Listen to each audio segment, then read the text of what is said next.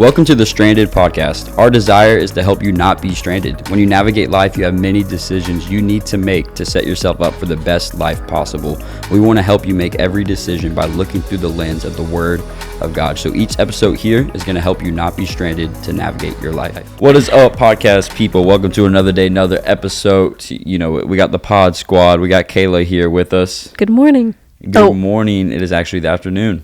Fact check. And good Kayla, noon. Good noon. Good noon. Good noon, everybody. Good noon. Noon. Good afternoon. Kayla is sitting on the floor again. And disclaimer, I did not force her to sit on the floor, so don't get mad at me. She freely chose to sit on the floor. So how are you feeling on the floor today? Only people in vocational ministry. People in vocational ministry can sit in the chair. Leeway into the topic. I love the transition. Okay. That one was a mean transition. No, that's right. I love the transition. I love the effectiveness and efficiency there. If you haven't picked up on it by now, today we are talking about how do you know if you are called into ministry? And I think we're going to define that question by like on staff somewhere getting paid to do ministry. Vocational ministry. Like, how do you know if you are called to get paid to go do ministry? Well, first, I guess, give them a background of how you got into vocational ministry. How I got into vocational. Vocational is such an official word. I know. Well, you are kind of. Could we just say get paid? Get paid. There we go. That vocational. But you used to not get paid for it, though. This is also true. So I started serving in a church first. This was all the way back 2012, 2013. Around then, I was probably in 8th or 9th grade, one of those two, and just started serving in the church. Grew up at this church at Still Creek. Dad was a pastor here, so just naturally started serving here. So pro tip number one, if you want to be called into ministry or feel like you are called into ministry, start with serving. Pro tip number one, start with serving. So I just started serving in the church 2012, 2013. I was in 8th or 9th grade, and I was serving in our youth ministry. So I was always the guy who would always have the desire to come early, to stay late, to help clean up stuff, set up stuff, would come through the week and just be a dude in the room and kind of be annoying and stop everybody else from getting work done. But I would always be here, just be at the church doing whatever kind of was needed in the realms of youth ministry. Then kind of through that over the years, got more and more involved with the desire to serve in our youth ministry, like be a small group leader here, serve with the preteens, the 5th and 6th graders here, help plan some of the camps or the retreats or the mission trips or plan like a cool youth game, and just love doing that. And then that kind of grew into a summer internship here, a paid summer internship here at the church for just 3 months over the summer. And I thought I was the coolest guy ever. I was like, man, I'm getting paid to work at the church. Like, and man, I love being a church intern because I just felt so cool. I was like, man, I'm getting paid to do this. This is awesome. Like, I got enough money to put tank in the gas, and I get to be at a church. Get Bojangles. Get Bojangles and be at a church. That was awesome. So I started out through serving, and that grew into a paid summer internship, and then kind of through there, just more and more came along with it to here we are today. So now diving into it, you hear people all this time say that they feel like they're called to ministry. How do you know? How do you know? That's like the biggest thing. They're like, I think I'm called to ministry. Like, okay, like one, how do you know? Is everyone called to ministry? Like, what traits? All of that. Deep dive. Yeah, that's good. Is everybody called into ministry? Yes. Is everybody called to get paid to do ministry? No. There we go. So no, not everybody is called to get paid to do, whether if it's be a missionary, work at a church, be a worship leader, whatever it may be. Not everybody is called to get paid to do ministry.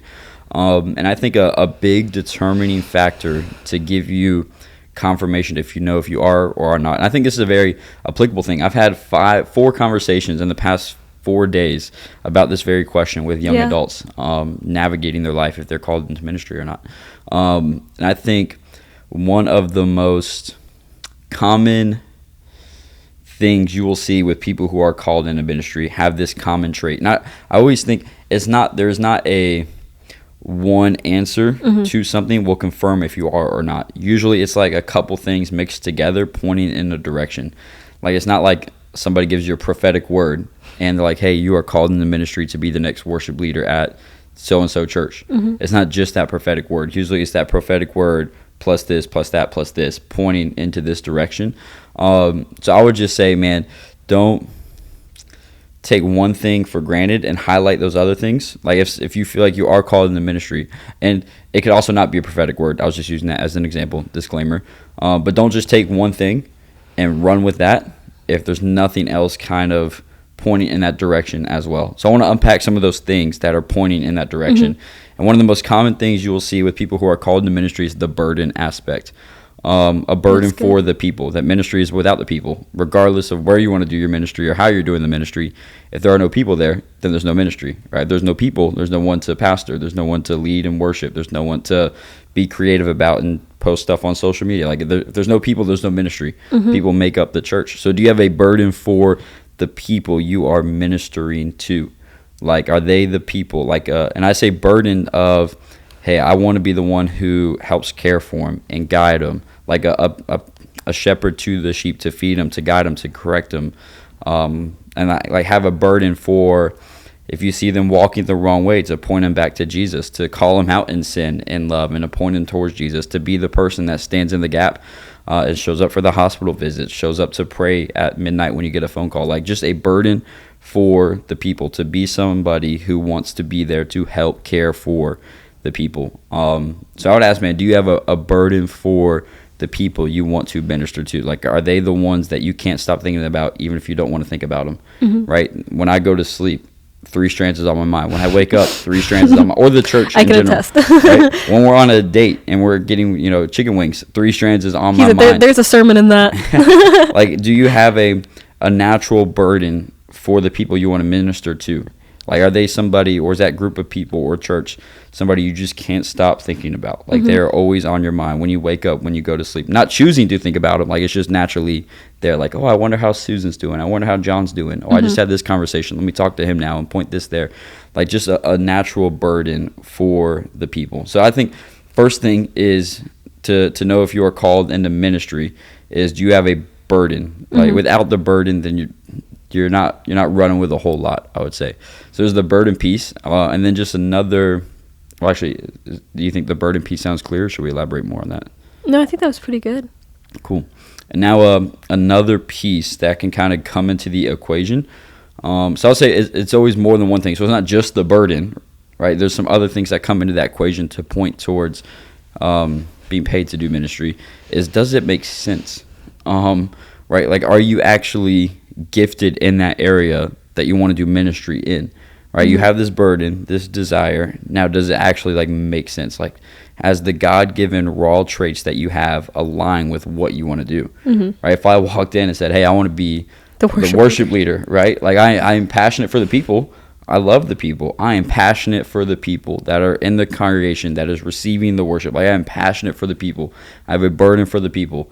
And if I walked in and said, hey, I want to be the worship leader, I want to help lead in worship. Can you sing a little bit? That would not go well because the gifts that I have do not align with that. So if you are called into something, usually there's a burden there, and then you have just some natural raw traits or gifts that align with that as well. Right? If you want to be a worship leader, usually you have a natural gift of either an instrument or a vocalist or some type of worship leading musical background, pastoring. That means you kind of have a heart of shepherding people and teaching the word. Like, there are some natural gifts that can be grown and can be matured and can be sharpened as you go, but there are just some raw qualities there inside of you that also align with the burden. Yeah.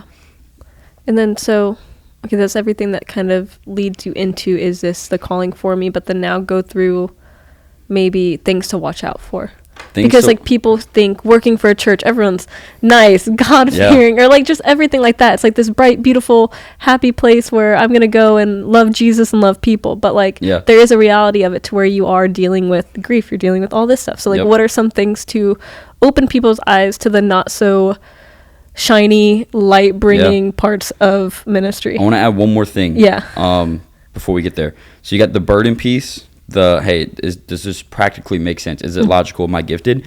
And then, do other people see it and confirm it? Is another good way to test that calling. Like, hey, do other people see this burden I have, these gifts I have pointing that direction? Do other believers in the faith confirm that and say, you know what, Josh, you actually are good at that? Like, I can see God's calling on your life. Like, do people are able, like your community, hence why biblical community is so important, do they also confirm that and see that? So I would say if you get those three things, it's not a given by any means, but it's pointing in a direction. Like you have a natural burden plus the gifts plus people confirming, it's pointing in a direction. And that's not like a end all be all true, tried and true test. These are just some of the common characteristics that I kind of see. And now some of the things to look out for. Man, you got to know what you are stepping into. You have to know what you're stepping into. I think a big thing amongst young adults right now is we see ministry as just the Sunday morning service, right? Or just the church service we attend. Like, hey, or we see the pastor preaching for 30 minutes. Like, man, that guy is awesome. He preaches. He's just such a great leader. Like, I want to be him. I want his job. I love that worship leader. They have this big social media platform now. Like, I want to be them. I want their job. And they just see the Sunday morning version of the person that they want to step into. They don't see the Thursday 2 a.m. person. And become, right? They don't see there are just so much stuff behind the scenes. I always tell people that maybe preaching is probably 20% tops of the things that I do, right?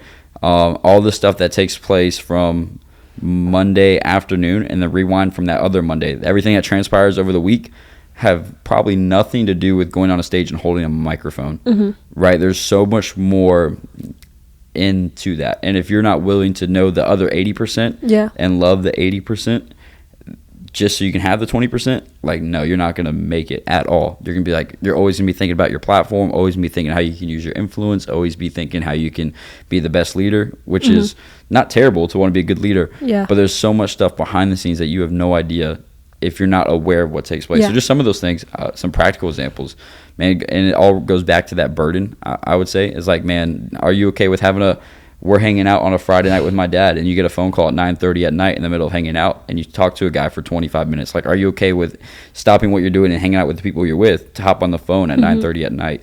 Are you okay with dropping everything at 9 at night to go sit in the hospital till 6 a.m. with people being sick? Like, are you okay with, man, just this past a couple Monday nights, man, these are just some real raw examples. We always do we'll call up our prayer team. Like, we'll have our message. We'll call up the prayer team. Like, hey, if anybody wants to ask more questions, receive prayer, whatever. Like, we're here. We'd love to minister to you. And we mean that when we say that. So people will come and they'll ask questions. And just in the last Monday night we had, this is the 80%, right? Off the stage, not holding a microphone. You get a question from, hey, some type of relationship question of, hey, this is just what's happened. How do I navigate this? And then the very next guy or person I talked to, hey, I also attempted suicide 2 days ago. How do I deal with that? Right? Those are the moments that I don't think a lot of people see. And you have to realize not to be like in a shock. Yeah, for sure. How to respond to that. That's a whole nother episode. But those are just some of the glimpses that not a lot of people see. Right? When they say, hey, I'm called into ministry, it's like, I want to be on stage and holding the microphone. I want to be the leader, the boss, the lead pastor, the campus pastor. But it's like, that's 20% of it, if that. Like, are you willing to step into those moments and have that conversation of, okay, you did attempt suicide, let's walk through that.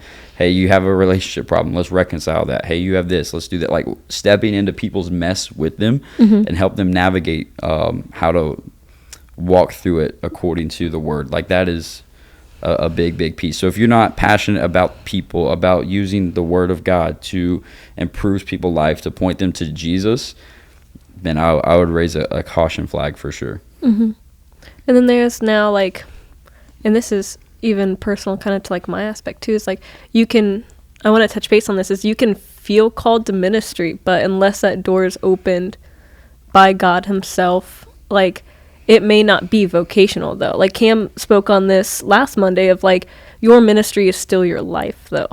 And so talk more about, for people who may feel called, maybe it's not leading that way, they're doing everything possible, like there is still a reason of like, maybe you aren't, no matter how much you feel like you are, maybe vocationally you're not. And I would say that's just another piece that can go into the equation of, is God opening those doors? Like, is God paving a way for that to happen? You can just add that into the equation with burden, people confirming, does it make sense? Is God opening that door or closing that door? You can add that into that equation. I would say, man, to that is, you gotta ministry, right? Getting paid to do ministry sometimes, yes, it is beautiful and it is amazing, and I am so grateful. I'm so honored, so humble, 100%. But it's not all that all golden roads and roses and all this beautiful stuff. Like sometimes the most freeing people in ministry, the most stressless people, the people who are least stressed, least anxious, and in ministry are those who are not using their ministry as a source of income, to relying on their income. Like if you're able to do ministry and not have your ministry be the source of your income, like I work at a church, right? The church pays me to do what I do, and they confirm the calling, and my car payment is not getting paid unless the church pays me to do what I do. If you're able to do ministry and to step in people's mess and to guide them, and it also not be a reliant as a source of income, then there's so much stress that gets relieved. It's like, man, I can just do what I want, where I want, how I want. Like I can just do what I'm called to do and just leave it be, right? You don't have to worry about the paycheck coming, because also working at a church is your job description is endless. Or working in ministry, your job description is endless. Like you may get hired to be the worship leader, but the next thing you know, you're stacking chairs, right? You may get hired to be the worship leader, but the next thing you know, you're at the hospital with somebody. You may get hired to be the youth pastor, right? But the next thing you know, you're talking to the senior ministry on Thursday to do their Bible study. Like it's never like, and that goes back to the burden. Like, are you burdened about just people in general? That if you think, hey, I'm called to running just in this one lane, this worship lane, this youth pastor lane, this young adult lane, that's how you may operate. But if you feel like, hey, this is all you're called to do and you're going to neglect everything else, that's not going to serve you that well. You're going to end up frustrated a lot. But I think it's important to put an emphasis on, like, if you do feel called to ministry, if you're currently not leading your own personal life ministry, like where you are in work, like if you're not working for a church and you work for a bank or whatever, like if you're waiting to be on a church's pay to share the gospel, to feel as if you're doing something, I feel like that's like a bad heart posture. Like your ministry starts now with like your coworkers, like save the people around you, speak the gospel, and start there. And I feel like some people think that they have to like work at a church, be paid by a church to be in ministry. And so I do want to touch base on like being called to ministry, but not in the vocational aspect. Being called, man, that's just every believer. That's it. You have the responsibility to be the light of the world. Like you are salt that preserves the place you're in, your workplace. You are preserving your workplace to be better. You're preserving the earth to be better. Like the church, you, a believer in Christ, you have a call on your life to point people to Jesus. There is no negotiation. There is no, oh, but I don't work at a church. Like, no, like you are commanded by the God that created you to go be and make disciples, to go be a light.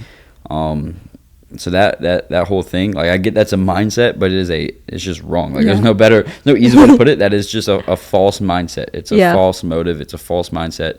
And it's not how you were created to be at all. Or this idea of like, hey, because I don't work at a church, I'm not as important in the eyes of God to go in the kingdom, or I'm not as it's not my responsibility that in order for me to go be and make disciples, it's the church's job or the pastor's job. But man, there's so much that goes like, it's just a false mindset. I guess just the best way to boil that down is it's a house built on lies. Like if you are a believer in Christ, a follower of Jesus, you have the command by God to be the light of the world, the salt of the earth in Matthew, right? To go be and make disciples. Like this is your calling on your life to go and do it. And Jesus, man, he simplifies your calling. In John 6:46, he says, John chapter 6, it's verses 40 through 50. I'm pretty sure 46. You can fact check me. He says that the will of God is this, that you believe in the one he sent. So if you believe in Jesus, the one that God sent, John 3:16, right? If you believe in Jesus and do what he tells you to do, you're fulfilling your calling. Whether if that's working for a church, whether if that's working in NASCAR, being an NFL player, working at Crunch Fitness, you're fulfilling your calling. Like you're doing the thing, you're making it happen, which is awesome. I think like you are your ministry though. Like the people around you should always be shepherding. Like if you're waiting to work for a church and to guide someone that comes on a Sunday or Monday night, but you're not guiding those people that you see every single day at 8 a.m. when you clock into work, like that's where you could be valuing that more. And then lastly, I want you to talk about now resources or things that you've done or things that you've seen other people do in ministry that have really helped them, whether that's resources such as like podcast, books, therapy, like things that that have helped in the world of working in ministry. the things that have helped in the world of working in ministry, or things that they can start doing now, like resources or like internships or like just like things like that that will help put them. The thing that I think there's a lot of resources that I'll attach to this, but the number one thing is you got to run your race as if you're aiming for first place, as Paul said, right? Whatever you feel called to do, whether if it's young adults, youth, kids, worship, missionary work, like whatever you feel called to do, figure out a way to do that, whether paid or unpaid, and you run that race as fast and as hard as you can, as if you're aiming for first place. Man, even the beginning of Three Strands, right?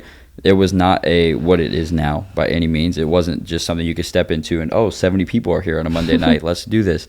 Like, there was a moment where, and there still is, like, no, you got to get up and run your race, even when you're not paid to do it. Like, I was not paid to do Three Strands when Three Strands started. I was paid to do middle school, which is always a funny backstory of how Three Strands started. But you got to be able to say, hey, am I going to run this race for first place? And I'm going to chase after it, and I'm going to go. Like, nothing's going to stand in the way. Whatever it is, I'm going to overcome it, and I'm going to grind it out. And maybe 40 hours a week, 60 hours a week, 80 hours a week. You may be up till 2 a.m. editing stuff. You may be up till 5 a.m. sermon prepping. Like, whatever it is, run your race as if you're aiming for first place. I think that's the heart posture you need to have. And then some resources attached to that. Podcasts are always good. Figuring out what you want to do, like kind of finalizing what do you feel called to, or what area of ministry do you feel called to. Look at who is doing that really well and figure out how you can do it better, and run that race. Seriously, right? Figure out, hey, this young adult thing that we're doing. Okay, what churches out there is doing young adults well? Okay, now how can we take what they're doing and add to it in a way that would be more fruitful for us here? And especially anybody listening, if you feel called to worship, if you feel called to a creative thing, a pastoring thing, whatever it may be, figure out who is doing it well, and figure out how you can add to that and make it more fruitful, and just start doing it. Just get in the bus and go. Like, start doing it. Like, figure out who is doing it and start serving there. Like, if that's about the most practical, best resource you could get, is actually the physical hands-on of doing it. Right? If you feel called to being a pastor, okay, show up to the church that you want to pastor and start serving. Start leading a small group. Start stacking chairs. Start helping people. Like, go start doing it. If you feel called to be in worship ministry, show up to your local church and start leading worship. Like, go and actually take the mic. Just go do it, right? Ask how you can serve. Like, start by serving. It's all about serving, right? Pastoring is about serving. Ministry is about serving the people. Going back to the burden part, it's always about the people. Jesus, right? For the Son of Man came to serve and not be served, but to give his life up as a ransom for many, right?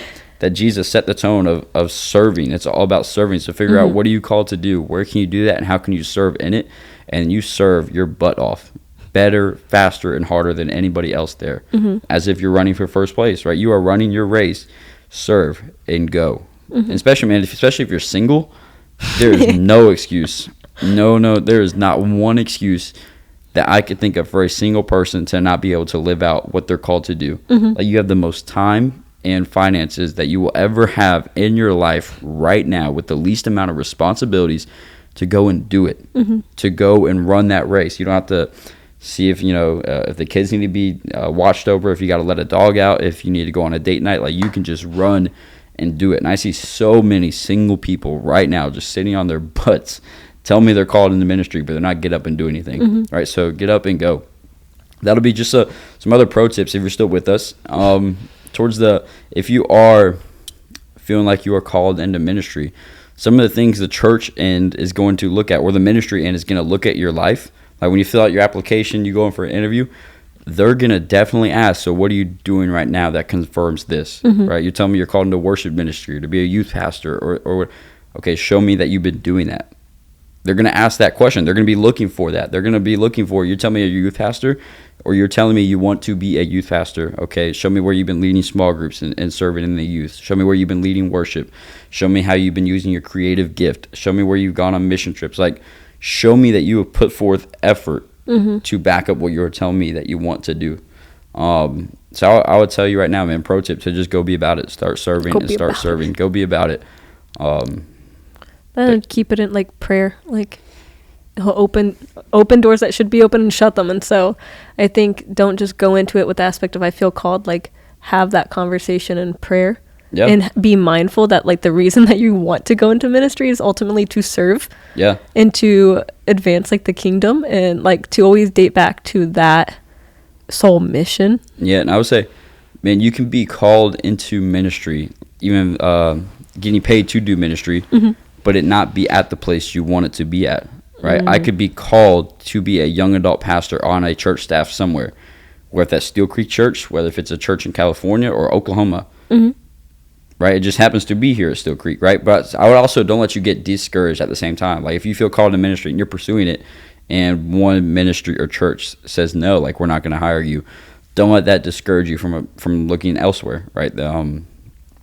But also, if God is shutting a lot of doors at the same time, be aware of that. And don't let the church staffing part trip you up of doing ministry. There are people right now that are serving in our church that work full-time jobs, and they are doing the work of the church. Like there's people right now that are setting out planning center schedules and leading volunteers and serving in large capacities, and they have full-time jobs. They're called into ministry. They're serving. They're leading. They're organizing stuff. They're doing a lot of administrative work. They're leading volunteers. They're doing hospital visits and prayer requests. Like they're doing all this and have full-time jobs at the same time. We as a church, our full-time job is equipping them to do what they want to do, basically, to give them all the resources they need so they can be the church. But that would be, a biblically sound church, which is what we're trying to be. To equip the volunteers, to equip the saints to do the work of the church. That's mainly what a pastor does, is you want to equip everybody else to do your job. Which sounds terrible, but it's how the church is built up, which is how, I want, my job is to make myself not have a job. Like, I want to free up everybody else to use their gifts that God has given them for them to go and be and make disciples. And that's, again, this is the 80% that you don't see. Yeah. And that means in order for you to resource your volunteers and your teams and people so they can use their gifts that God has given them, that means you got to step out of the picture. Yeah. You got to take yourself off the stage to give them the platform. And you got to be the one who's sending out the emails that you don't want to send out, to staple papers, to stack chairs, to do everything else to build the stage for other people to stand on. Like, that's pretty much what ministry is you're being paid at a church to do ministry, is you're building a stage for other people to stand on. That's probably the best way to sum it up. Wow. So if you are a person who's like, man, I would love to build a stage for another person to stand on, then that's a great heart posture. Heart posture. The end. Well, hey, hopefully this just gave you a little bit of clarity on if you are called into ministry. I would say look out for those 4 things to confirm, or at least point into a direction. Do you have a burden? Does it just naturally make sense? Like, do you have the gifts that align with that burden? Do other people speak that calling over you? Like, are they there? They know you in and out, left and right, and they will confirm that calling. Or they say, hey, look, Josh, you're probably not meant to be a worship leader because you can't sing. Using me as an example. And then is God opening those doors or closing those doors? So if you can take those 4 things and they all align, then it's usually pointing in a direction. But it's not an end-all, be-all. Just some 4 things to give clarity. And you can always come serve at 3 Strands. We'll appreciate you guys hopping on for another episode. Hey, if you are called into ministry, we all are. So let's go be and make disciples and make it happen. We'll catch you on another episode. Goodbye. Peace out.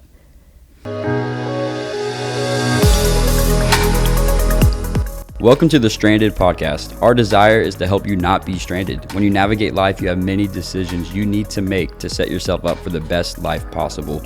We want to help you make every decision by looking through the lens of the Word of God. So each episode here is going to help you not be stranded to navigate your life.